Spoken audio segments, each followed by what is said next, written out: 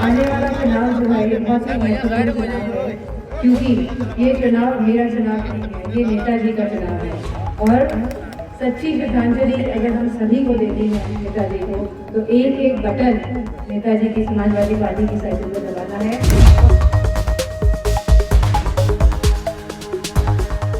उत्तर प्रदेश में एक बार फिर चुनावी बिगुल बज गया है और ये चुनावी बिगुल धरतीपुत्र यानी कि नेताजी मुलायम सिंह यादव की परंपरागत सीट मैनपुरी समेत रामपुर और मुजफ्फरनगर में बच चुका है। मैनपुरी लोकसभा से एक ओर जहां सपा से नेताजी की बहू डिंपल यादव चुनावी मैदान में हैं, तो वहीं बीजेपी से नेताजी के शिष्य रघुराज सिंह शाक्य अपनी किस्मत आजमा रहे हैं।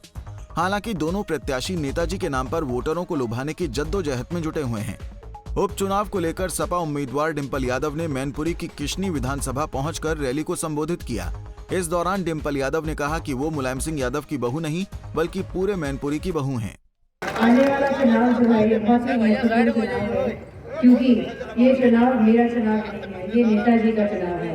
और सच्ची श्रद्धांजलि अगर हम सभी को देनी है नेताजी को, तो एक एक बटन नेताजी की समाजवादी पार्टी की साइकिल को दबाना है और भारी मतों से समाजवादी पार्टी को और जितने भी कार्यकर्ता हैं उन सबको जिताना है यहाँ से, क्योंकि ये चुनाव समाजवादी पार्टी का मनोबल बहुत उभर करने वाला है और आने वाले चुनाव में भी इस चुनाव की बहुत महत्वपूर्ण भूमिका निभाने वाला है ये चुनाव। तो मेरा आप सभी से आग्रह है, विनम्र निवेदन है कि आप साइकिल का बटन दबाएं और ज़्यादा से ज़्यादा साइकिल का बटन दबाएं और ज़्यादा से ज़्यादा वोटों से समाजवादी पार्टी को यहाँ से जिताएं और साथ ही इस पूरे मैनपुरी क्षेत्र की बहू भी हो। और मुझे पूरा भरोसा है कि आप सबका आशीर्वाद और साथ मुझे मिलेगा। और इन्हीं शब्दों के साथ मैं एक बार फिर से आपसे धन्यवाद कहना चाहूँगी।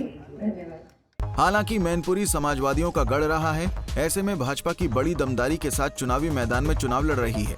ऐसे में मुलायम सिंह के गढ़ में नेताजी के निधन के बाद समाजवादी पार्टी का उनके गढ़ में ये पहला उपचुनाव है। मैनपुरी लोकसभा सीट मुलायम के निधन के बाद भारतीय जनता पार्टी पूरी दमदारी के साथ कब्जाने की फिराक में है, जिसके लिए भारतीय जनता पार्टी एड़ी से चोटी का जोर लगाए हुए है।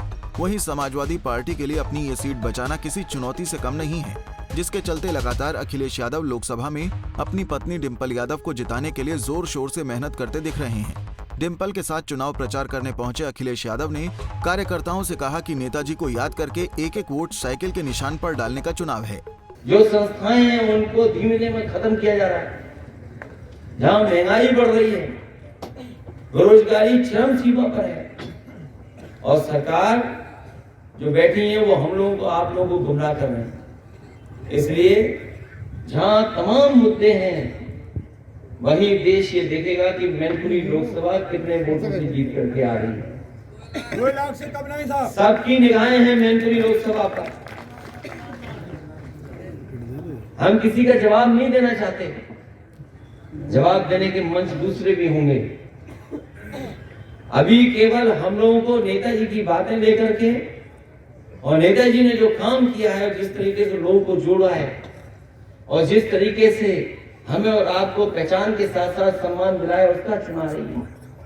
क्योंकि जब हम याद करें तो हम याद के साथ साथ उनको बूथ पर अच्छे वोट दिलाने का भी काम करें। मैं एक बार फिर अपने किसी विधानसभा के सभी कार्यकर्ता नेताओं का धन्यवाद देता हूं, बधाई देता हूं और इस उम्मीद और भरोसे के साथ कि जब आप वोट डालोगे तो ऐतिहासिक वोट दिला करके डिंपल यादव को आप जिता करके देंगे।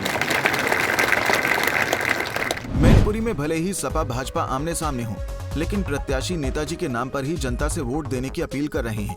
हालांकि नामांकन वाले दिन जब बीजेपी प्रत्याशी रघुराज सिंह शाक्य ने नामांकन से पहले मुलायम सिंह की समाधि स्थल पर श्रद्धांजलि दी, तभी से समीकरण लगने शुरू हो गए थे। इस दौरान रघुराज सिंह शाक्य ने कहा था कि वो नेताजी के शिष्य हैं।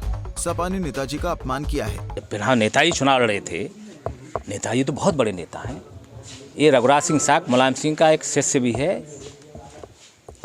मुलायम सिंह बड़े नेता थे, मुलायम सिंह का कोई मुकाबला नहीं। उन्होंने पता नहीं आज समाजवादी पार्टी को मजबूत किया था, नेताजी किस तरह किया था, माननीय शिवपाल सिंह ने किस तरह मजबूत करनी है आप सब जानते हैं, बुलंदियों में पहुँचाने का काम किया था।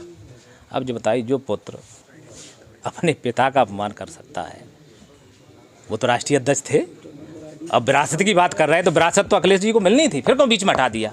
का विश्वास नहीं था भाई? उन्हें विरासत तो उनको मिलनी थी, फिर क्यों बीच में राष्ट्रीय अध्यक्ष से पता? उसके बाद आपने देखा नेताजी हटाने के बाद नेताजी ठीक नहीं रहे, मन विचलित हुआ। जो इतना बड़ा नेता जिसने इतना से बड़ा साम्राज्य स्थापित करने का, गरीब दबे कुचलों को बढ़ाने का काम किया था, उन्हें ख़त्म करने का। तो बड़ों कभी बुजुर्गों का जो अपमान करता वो कभी नहीं बढ़ सकता, मैं तो इतना जानता हूँ। आप इसे विरासत की सीट अपने लिए मान रहे हैं या फिर उन्हीं के पास रहेगी? मैंने काम में तो शिष्य हूँ।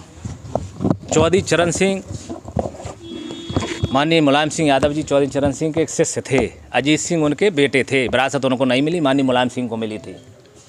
मिली कि नहीं मिली थी? सामने उदाहरण है। जो जनता के बीच में रहेगा, जनता उसको अपना विरासत देने का काम करेगी। सपा संरक्षक मुलायम सिंह यादव के निधन के बाद हो रहे उपचुनाव में सपा के सामने अपने वर्चस्व को बनाए रखने की चुनौती है। वर्ष 1996 से लेकर बीते लोकसभा चुनाव तक सपा ने लगातार जीत हासिल की है। 5 बार तो खुद मुलायम सिंह सांसद का चुनाव जीते हैं। वर्ष 2014 और 2019 में जबरदस्त मोदी लहर में भी भाजपा इस सपाई किले में पराजित हुई थी। सपा की इस सीट पर मजबूती की सबसे बड़ी वजह यादव मतों की बहुलता को माना जाता है। जातीय समीकरण ऐसे हैं कि यादव वोटर अहम भूमिका निभाते रहे हैं। फिलहाल इस बार देखना दिलचस्प होगा कि मैनपुरी की जनता बहु डिम्पल यादव या फिर नेताजी के शिष्य रघुराज शाक्य में से किसको अपना प्रतिनिधि चुनती है। Bureau report, Punjab Kesari TV.